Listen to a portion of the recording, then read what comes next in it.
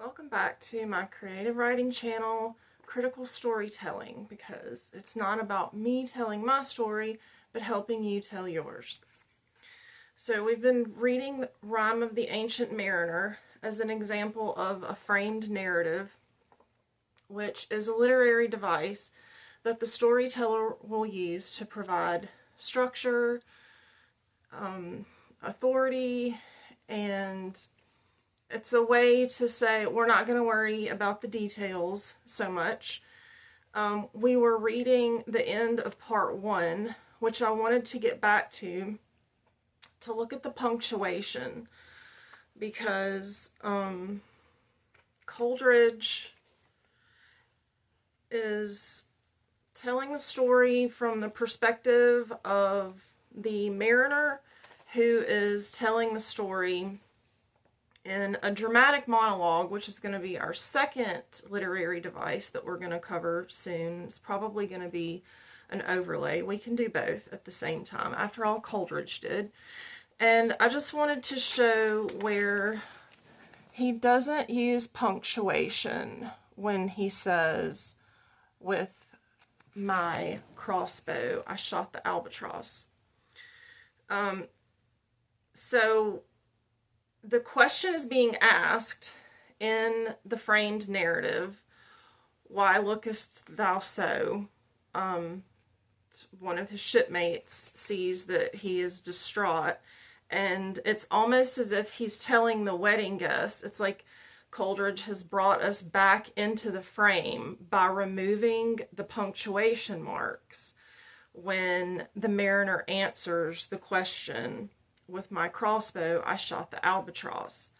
So it's like at that point, the storyteller is both in the frame, telling the story as if he is still on the ship, because it's the end of part 1 and he's been giving this dramatic monologue, and all of a sudden there's another character in there asking him a question and he answers it directly, but without punctuation. It suggests that the camera, so to speak, has been brought out to show the wedding guest hearing him say, with my crossbow. So let's see. So this is one of the aspects of the literary device, is the sustainment of intrigue. Because even though we know exactly where we are in the story, we really don't know where is it going next, or what motivated him to do that, how long it's going to be before we find out. And so that's where we are at the end of part 1. The punctuation is important to in suggesting where the frame is, that we've come back into it. And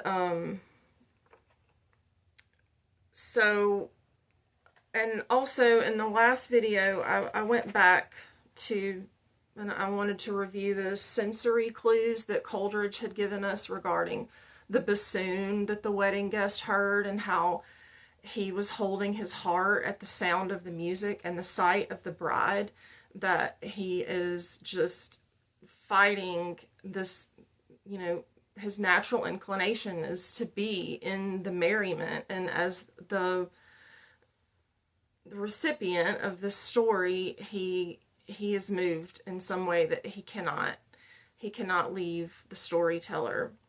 So Coleridge has brought us in and out of the frame, and in just the first 2 parts of the poem, at least 3 times, and it's like he's building momentum like a diver off a diving board as they're jumping, and building momentum to take the plunge. And that is where we are now at part 2.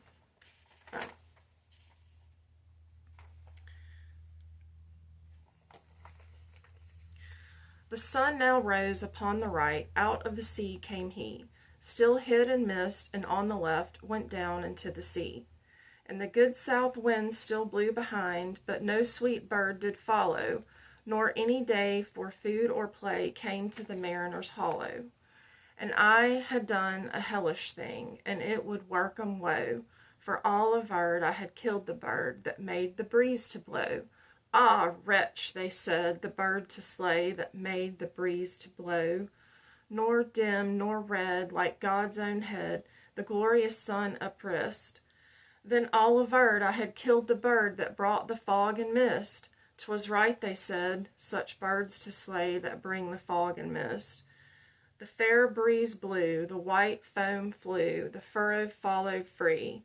We were the first that ever burst into that silent sea. Down dropped the breeze, the sails dropped down, 'twas sad as sad could be, as we did speak only to break the silence of the sea. All in a hot and copper sky, the bloody sun at noon, right up above the mast did stand, no bigger than the moon. Day after day after day, we stuck, nor breath nor motion, as idle as a painted ship upon a painted ocean. Water, water everywhere, and all the boards did shrink. Water, water everywhere, nor any drop to drink. The very deep did rot, O Christ, that ever this should be. Yea, slimy things did crawl with legs upon the slimy sea. About, and reel and rout, the death fires danced at night. The water, like a witch's oils, burnt green and blue and white. And some in dreams assured were of the spirit that plagued us so.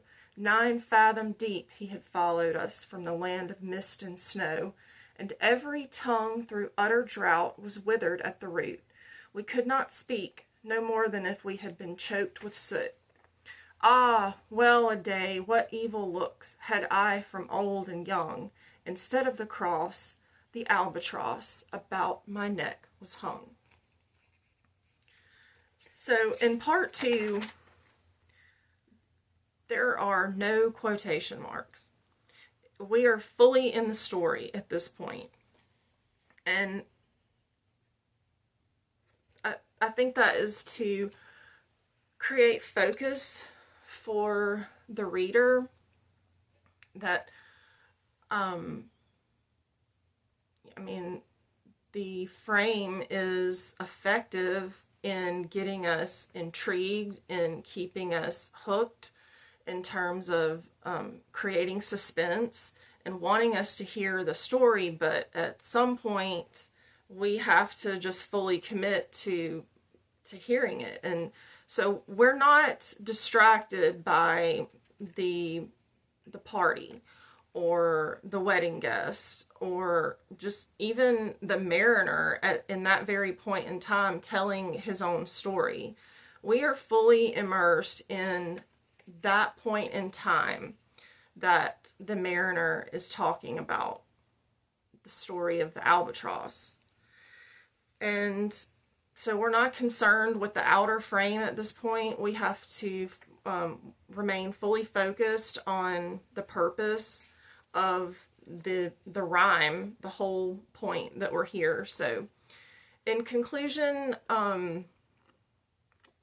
the framed narrative is a really good way to start and continue to employ in your storytelling, whether that's one that you want to tell or write or draw. And we're going to continue with Rime of the Ancient Mariner Part 3 in the next video, and the next literary device that we're going to look at is the dramatic monologue, which is what we have been seeing in Part 1, where we have the speech, the conversation, the interaction, and I look forward to it. Thank you for watching.